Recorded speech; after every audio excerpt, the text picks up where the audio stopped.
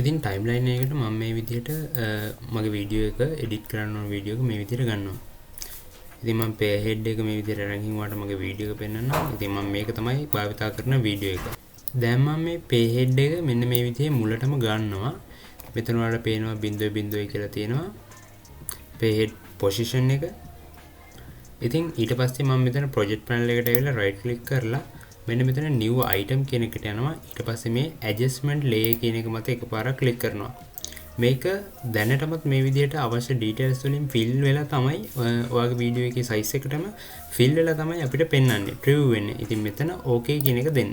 project panel එකේ බලා ගන්න පුළුවන් වෙනවා adjustment layer කියලා එකක්. අන්න ඒක මේ විදිහට drag and drop කරගන්න. ඊට පස්සේ මේක අපේ අවශ්‍ය කරන වීඩියෝ එකේ time duration එකට අනුව adjust කරගන්න. ඊට පස්සේ මේ adjustment layer එකට මෙන්න මෙතන effect කියලා ඇති. මෙතන effect කියලා ඔයාලට තිබ්බේ නැත්තම් මෙන්න මෙතන ඊහිසක් තියෙන්නේ. අන්න ඒක ක්ලික් කරන්න. ඊට පස්සේ මෙතනින් effect කියන එකට ගියාගේ. ඊට පස්සේ මේ search bar එකේ crop කියලා search කරන්න. ඊට පස්සේ මේ crop කියන effect එක මෙන්න මේ විදිහට adjustment layer එකට drag and drop කරන්න. ඊට පස්සේ අපිට මෙන්න මෙතන බලා ගන්න පුළුවන් වෙනවා effect control කියලා. ඔයාට මේ විදිහට effect control කියලා එකක් ආවේ නැත්තම් ඔයා මෙතන window කියන එකට ගිහිල්ලා effect control යන්න.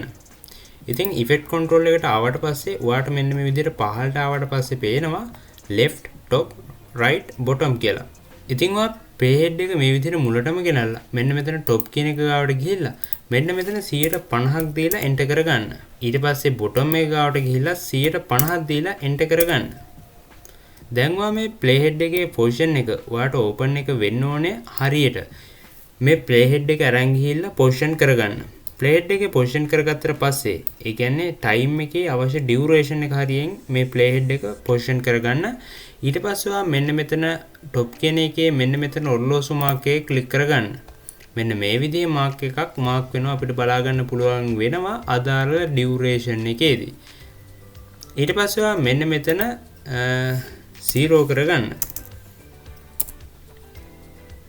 එහෙම නැත්නම් ඔයාට පුළුවන් cinematics backbar add කරගන්න.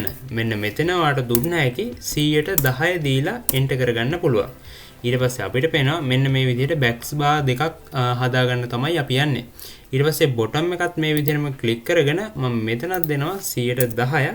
ඊට පස්සේ enter කරගන්නවා. ඊට පස්සේ මේ අපිට දැක ගන්න ලැබෙනවා cinematics backbar දෙකක් add වෙලා තියෙනවා. ඊට පස්සේ මම play head එක මේ විදිහට මුලට ගේනවා. මුලට ගෙනල්ලා මේ top එක හරියෙන් මම මෙතන ආපහු 150 දීලා enter කරගන්නවා.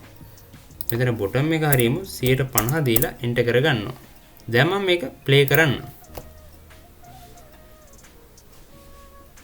ඉතින් මෙන්න මේ විදිහට අපිට පුළුවන් cinematics backbar transition එකක් හදාගන්න.